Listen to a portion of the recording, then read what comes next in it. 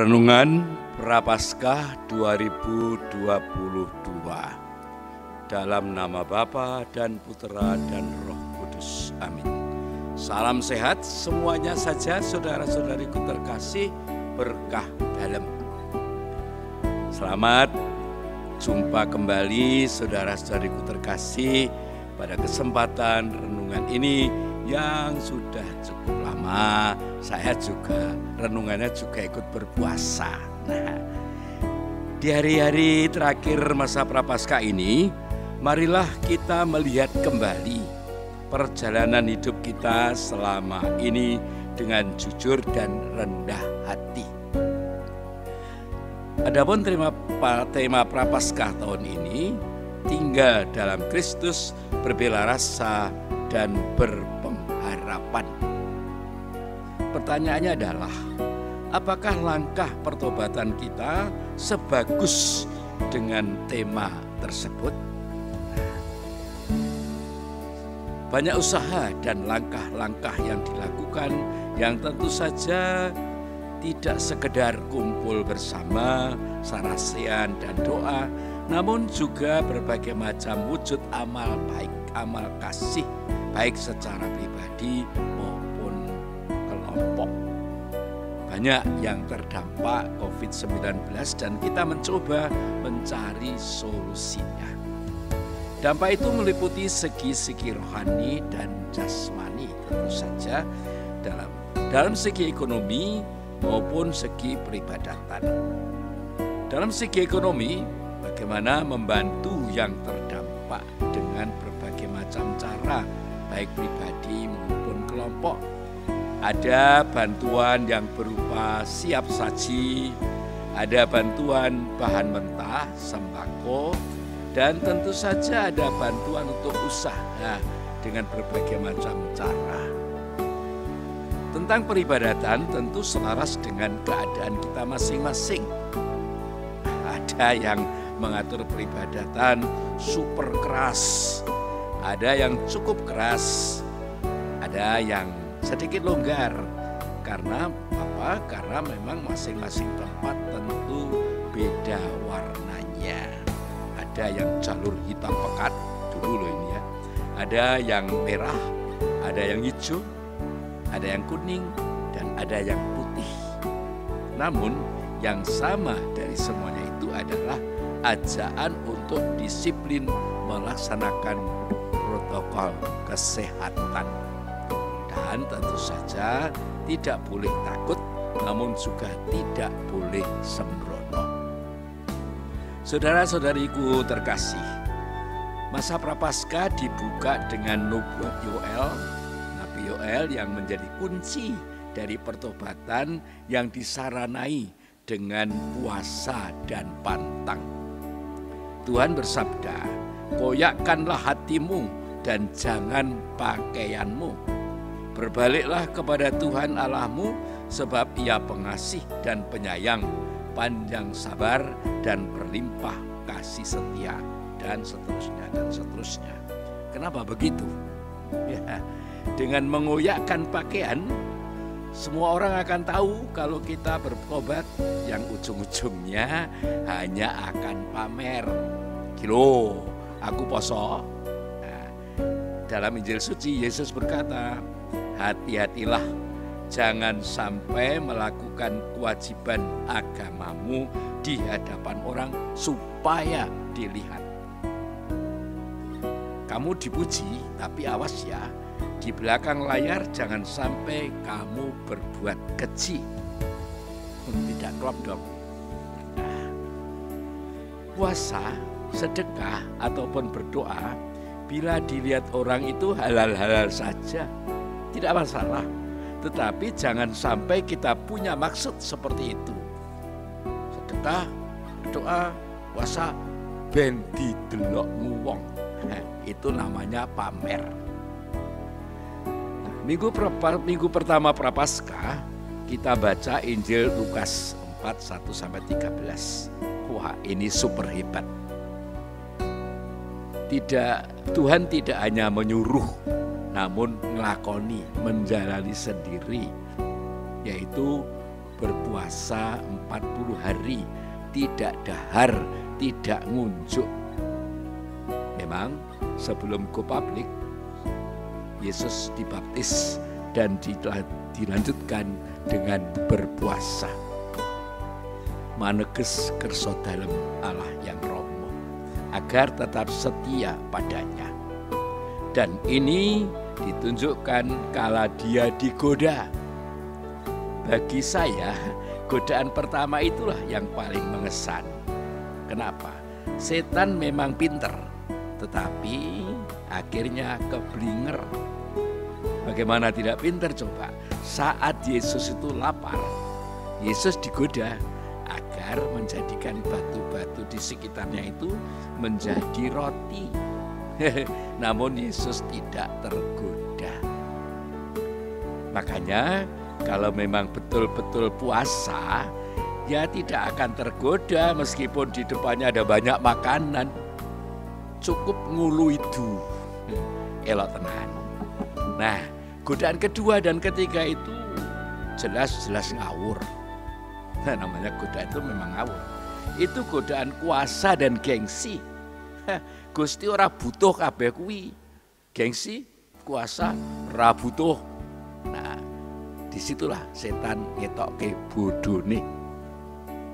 Dari peristiwa itu kita diingatkan bahwa dengan pembaptisan kita tinggal dalam Kristus dan mengikutinya yang akan membuahkan sikap bela rasa dan berpengharapan. Dibaptis dan diutus. Itulah sebabnya sesudah peristiwa itu Yesus go public, keluar dari Nazaret dan diawali dengan memilih teman sekerjanya, yaitu 12 rasul. Pada minggu kedua Prapaskah, Yesus mengajak 3 rasul, yaitu Petrus, Yakobus, dan Yohanes. 3 orang ini memang kerap diajak secara bersama-sama. Mereka diajak ke gunung untuk berdoa. Di sana Yesus berubah wajah, transfigurasi. Yesus menubuatkan kemuliaan surgawi dan terdengar suara, "Inilah anakku yang kukasihi, dengarkanlah dia." Dan saat itu Yesus kembali seperti biasanya. Petrus kecelik. Kenapa? Ya karena Petrus tuh mau membuat 3 kemah. Dan itu berarti apa?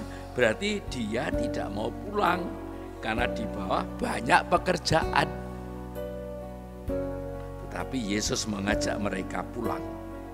Inilah langkah awal para murid mendengarkan Yesus, menuruti kehendak Yesus karena tinggal dalam Kristus.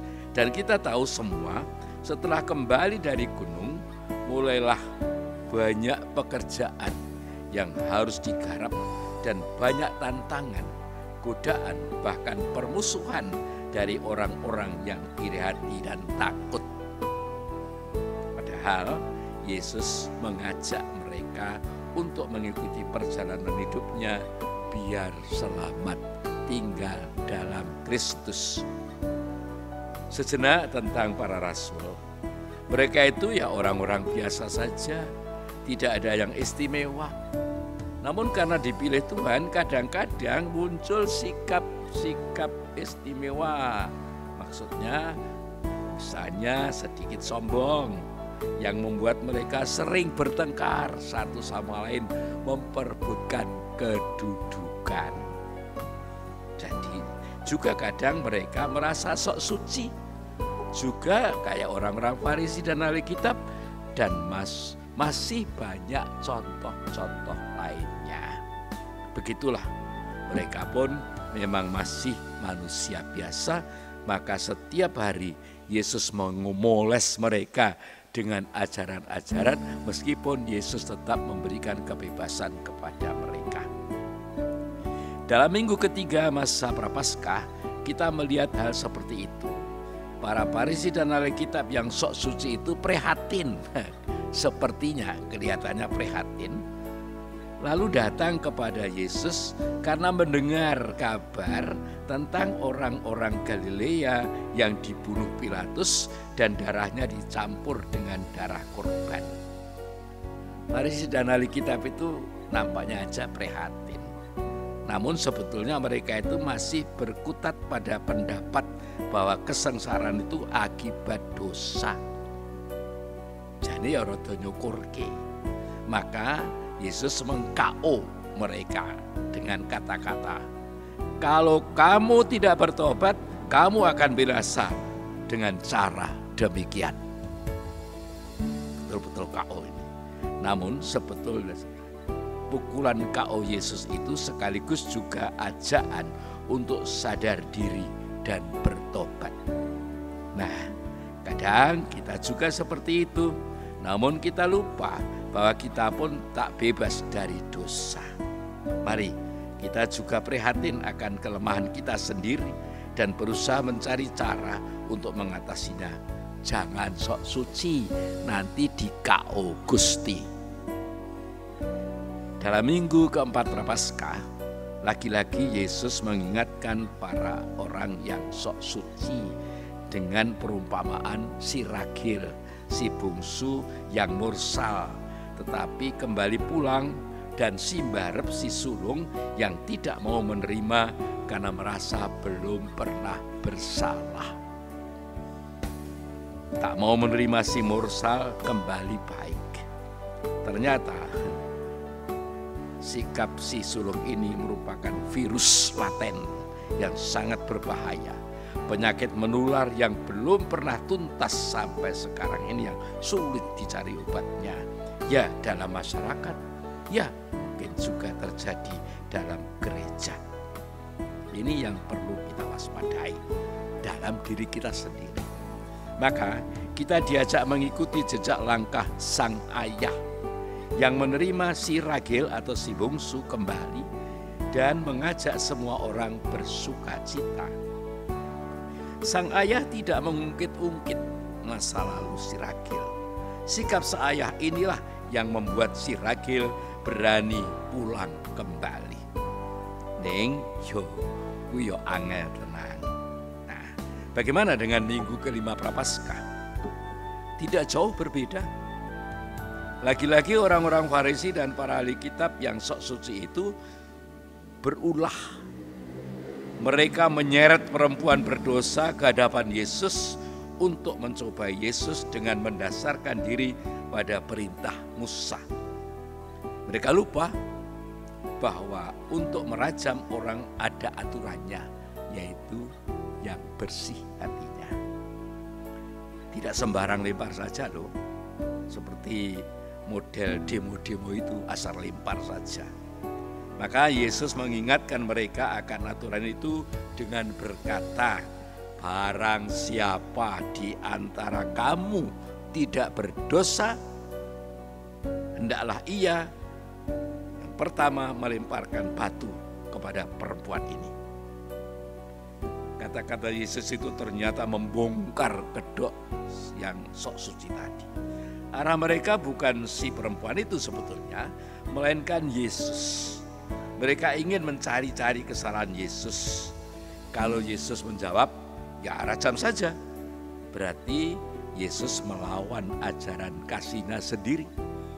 Sebaliknya kalau Yesus mengatakan, jangan dirajam, berarti Yesus melawan Taurat. Nah, jawaban Yesus ini tadi betul-betul KO bagi mereka. KO-nya bagi mereka. Yesus sungguh-sungguh memukul mereka habis-habisan dan jos tenan. Mereka satu persatu pergi, mulai dari yang tertua. Ya, sebetulnya mereka sadar bahwa mereka pun juga tidak bersih. Tapi ya namanya mereka itu meskipun demikian, ya tidak kapok-kapoknya. Kepala batu memang. Nah, saudara-saudaraku terkasih, ada yang sangat penting dalam akhir kisah ini. Yesus berkata kepada perempuan itu setelah dia menanyakan apakah ada di antara mereka yang menghukum kamu. Perempuan itu menjawab tidak ada. Lalu Yesus mengatakan, aku pun tidak menghukum engkau. Aku pun tidak menghukum engkau. Dan Yesus meneruskan, pergilah dan jangan berbuat dosa lagi mulai sekarang. Nah, ini sangat penting bagi kita juga, jangan berdosa lagi mulai sekarang. Waduh, mampukah kita itu? Kita akan terus berusaha. Bila jatuh, ya bangkit lagi. Nah, mari kita renungkan jalan salib Yesus kan seperti itu. Nah, marilah saudara sekalian, kita kembali kepada tema masa Prapaskah. Tinggal dalam Kristus, berbela rasa dan berpengharapan. Kalau kita tinggal dalam Kristus, berarti kemanapun Yesus kita pergi, kita mesti ikut. Dan apapun yang diperbuat oleh Yesus, kita pun juga akan ikut. Kita juga harus ikut. Susah bungah derek Gusti, abot enteng dilabui, arepa kudu nibotangi, kaya Gusti rikala napaki margi salib suci. Saya ulangi, ini kata-kata yang penting bagi kita. Apa artinya tinggal dalam Kristus? Susah bungah tetap derek Gusti, abot enteng dilabui, arepa kudu nibotangi, kaya Gusti rikala napaki margi salib suci. Berkali-kali jatuh, berkali-kali juga bangkit, karena setia pada Bapa dan setia pada janji ingin menyelamatkan manusia. Wani prihatin marang pepodo sing sangsara, berbela rasa dengan berbagai macam cara yang baik dan benar yang bisa kita lakukan agar hidup ini selalu memiliki harapan. Itulah yang penting, agar hidup ini selalu memiliki harapan. Maka perlu membangun kesadaran diri yang kuat. Marilah kita berani mawas diri, sebanyak-banyaknya mawas diri, dan tidak terlalu banyak mawas orang lain. Jadi sabda Tuhan kepada para Farisi dan ahli kitab itu sebetulnya juga sabda Tuhan bagi kita, meskipun kadarnya berbeda karena zamannya berbeda, yaitu kita terus diajak mawas diri, mencoba melihat kebaikan dan kekurangan kita, dan mencoba melanjutkan yang baik dan memperbaiki yang kurang baik. Saudara-saudariku terkasih, hari ini kita merayakan Minggu Palma. Yesus dieluk-elukan sebagai Raja di Yerusalem, tetapi Raja yang sederhana, lemah lembut, dan rendah hati. Dan orang-orang bersorak-sorai, sangat ramai. Kira-kira demikian sorak-sorainya. Hosana Filio David, Benedictus vivenit in nomine Domini, Rex Israel, Hosanna in excelsis, Hosanna putra Daud, terpujilah yang datang dalam nama Tuhan, Raja Israel. Hosana sembah sujud. Nah, saudara-saudaraku yang terkasih, marilah pujian itu tumus ing ati. Kita ikuti dengan memuliakan Tuhan melalui hidup dan karya kita yang baik dan benar setiap hari. Karena kemuliaan harus didahului dengan kesengsaraan, sebagaimana tertulis dalam Kisah Sengsara. Sedang bagi kita berarti keberhasilan harus didahului dengan perjuangan, karena tidak ada kemuliaan yang instan. Wani manggul salib derek Gusti awit Kalvari itu Golgota, dadi dalaning urip sejati. Sugeng ibadah para kadang kinasih, di Minggu Adi atau di Pekan Suci. Saya ulangi, sugeng ibadah ing Minggu Adi, cagak ing urip saben hari. Amin. Berkah dalem. Yakobus Winarto PR, Paroki Bayat, 10 Maret 2022. Berkah dalem.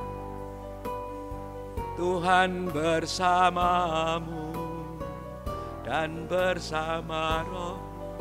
Semoga saudara Allah yang Maha Kuasa memberkati saudara-saudari sekalian, Bapa dan Putra dan Roh Kudus. Amin.